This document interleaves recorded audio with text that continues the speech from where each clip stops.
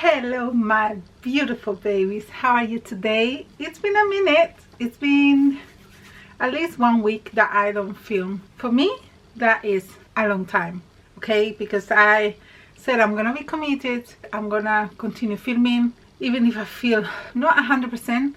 That's okay. That's part of the process I'm going through in this moment of my life. As you may or may not know, I am pregnant and currently I'm 16 weeks and a half, about to hit 17 weeks. Can you even believe it? Honestly, I have been feeling all sorts of things. I've started getting treatment for my diabetes, which has been hard because I had to track the hospital down. I had to basically be like, hey guys, I'm about to be 13 weeks, 14 weeks, 15 weeks, 16, what's going on? Like, you know, nobody's seen that I need you guys' help. So yeah, it's been a roller coaster.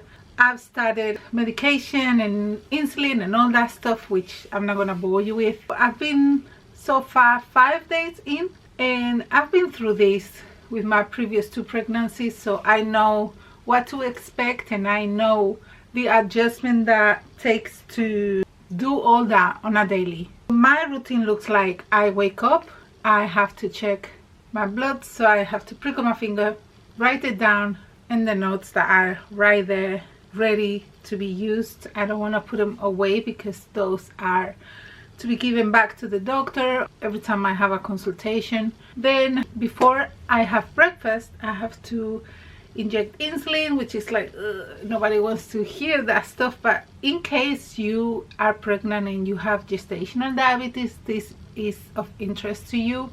You may get away with just metformin, but in my case I needed extra help because they cut everything a bit later than usual. They gave me everything basically. This time around I decided to have a better attitude. I'm not gonna lie, I was crying yesterday. I was crying. I was in a bad mood. I wanted to just hide. I wanted to just be the best version of me that I can be. But sometimes when you're pregnant and you have a toddler, for me it can feel even more challenging than the previous pregnancy when I was full on working in central London and I had to commute, work, do all the things I'm telling you about while I work. Somehow I will come home and be pampered and be able to rest if I needed to rest. Now I can as well. I can just say, you know what, I'm gonna go lay down if I really feel like that.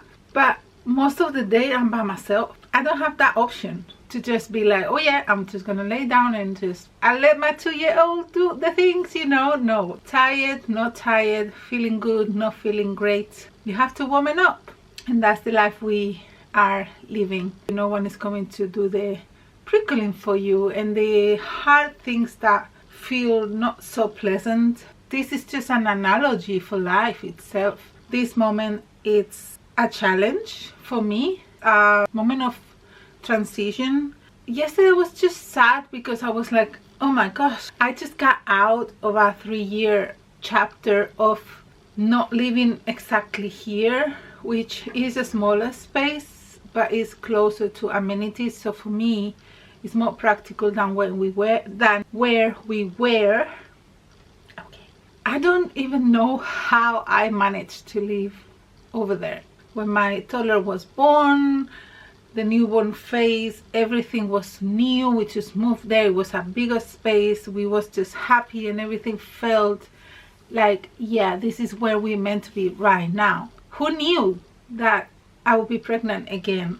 And this is it. This is the last pregnancy. So I don't want to feel sad. I want to feel thankful and I want to bond with baby and I want to feel like, okay, I know my previous pregnancy was something we wanted and I was 38 at the time. Just happened after roughly 7 months of trying, including a loss the 4th month, which was a chemical pregnancy. This time round with the move and everything, we didn't really plan for this to come. We are still adjusting, but to be honest with you guys, time is flying by.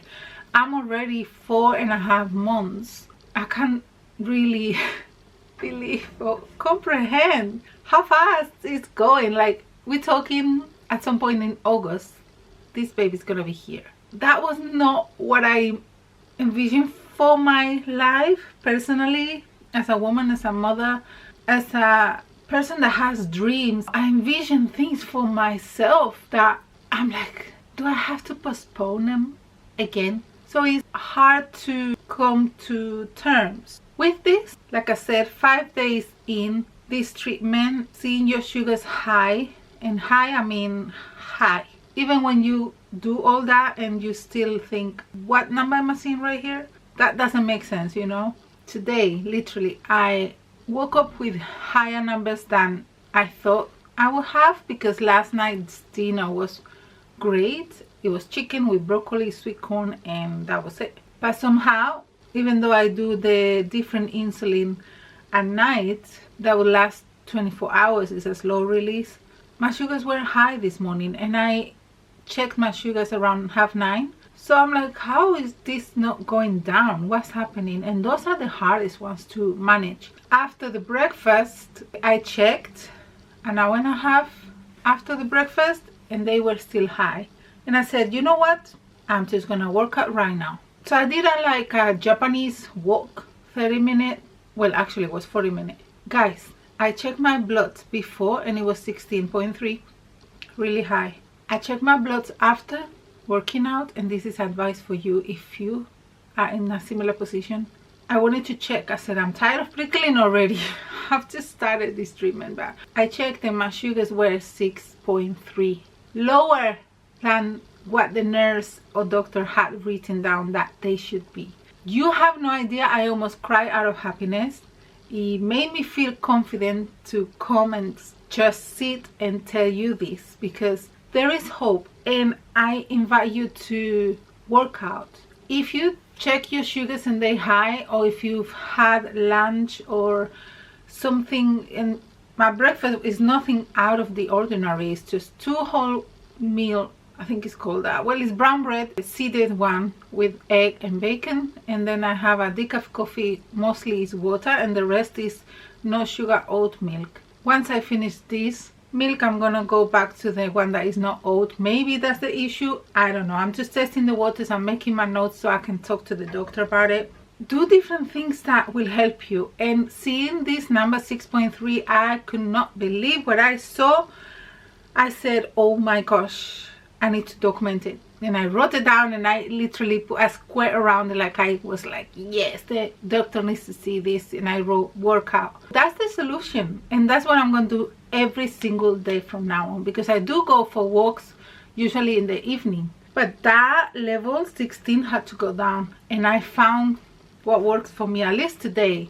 Hopefully it's gonna work in the future. But this is the last updates in what's happening with me, with the pregnancy, with us. I want to just be a beacon of light and just inspire you to take care of you, move your body. You don't have to do a crazy workout. It can be a walk. It can be a workout where you would do 5,000 steps, 6,000 steps, walking indoors, but do it in a way where it's gonna make your, you know, your cardiovascular system work for you. It's gonna help you just stay healthier, and that's the goal. That's all for now. I hope that this inspires you to just take care of you a little bit more. We can always do a little bit more, right? I hope that you are feeling blessed. Remember to let this beautiful world know who the heck you are. We need you. Remember how blessed you are just by being here, just by breathing, really. I see you all in my next video. Until then, all mi amor, my besos, and stay.